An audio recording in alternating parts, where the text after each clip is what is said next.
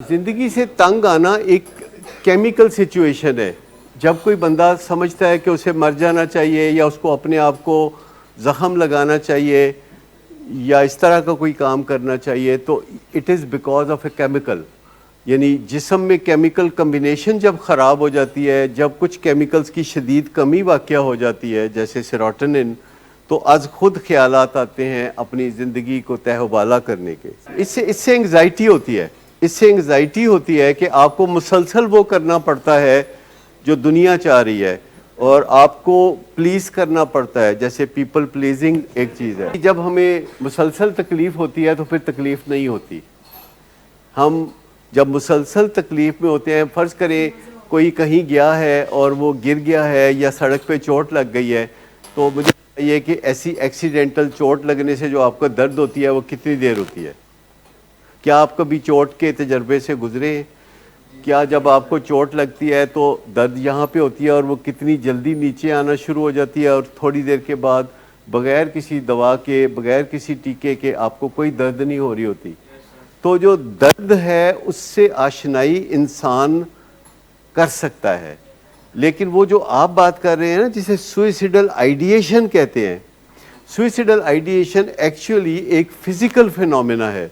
आप देखिए कि अफ्रीका के ममालिक में आपको कभी कोई बंदा नहीं मिलेगा जिसने ख़ुदकुशी की हो, गर्म ममालिक में। लेकिन डेनमार्क में आपको या इस तरह के ममालिक में आपको ख़ुदकुशी के वाक़यात बहुत ज़्यादा मिलेंगे, क्योंकि वो मौसम ऐसा होता है कि वहाँ जिस्म में कुछ केमिकल्स की शॉर्टेज पैदा हो जाती है। अगर आप पाकिस्तान में कभी मरी जाएं सर्दियों के दिनों में, तो आप तो मरी इंजॉय करने चाहते हैं 2-4 दिन के लिए, लेकिन जो मरी के लोकल लोग होते हैं और आप रेस्टोरेंट जाते हैं तो आप कभी गौर से वहाँ के जो वेटर्स हैं उनके चेहरों को देखें तो वो शदीद डिप्रेशन में मुब्तला होते हैं, क्योंकि कई दिन सूरज जब नहीं निकलता तो ऐसे केमिकल्स नहीं बनते जिनको हम ज़िंदगी के केमिकल्स कहते हैं। शेम बड़ा इंटरेस्टिंग सब्जेक्ट है, बैक एंड फोर्थ है।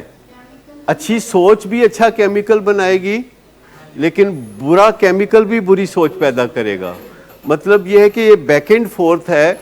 अगर जिसे हम बिहेवियरल डीएक्टिवेशन कहते हैं, जो डिप्रेशन में हो जाती है कि छड्डो जी की करना है, तो कोई बंदा साथ दे दे। जैसे एक बंदा है जो डिप्रेशन में है, वॉक नहीं करने जाना चाहता, तो उसका भाई कहता है मैं तुम्हारे साथ चलता हूँ, चलो उठो चलो, तो मैं आइसक्रीम खिलाऊंगा, तो वो उसको पुश करके ले जाता है। तो जो बिहेवियरल एक्टिवेशन है उसके नतीजे में जो डिप्रेशन वो 4 बजे महसूस कर रहा था, वॉक मुकम्मल करने के बाद 5:30 उसको वो डिप्रेशन नहीं होगी।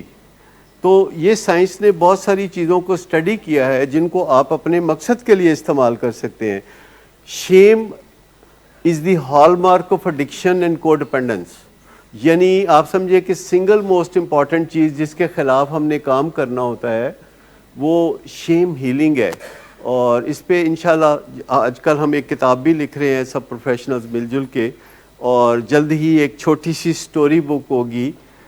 हम इस तरह की बात आसानी से समझाने की कोशिश करते हैं, क्योंकि साइंस सब्जेक्ट कोई बहुत दिलचस्प नहीं होते। अगर साइंस सब्जेक्ट दिलचस्प होते तो ज़्यादातर लोग डॉक्टर बनते।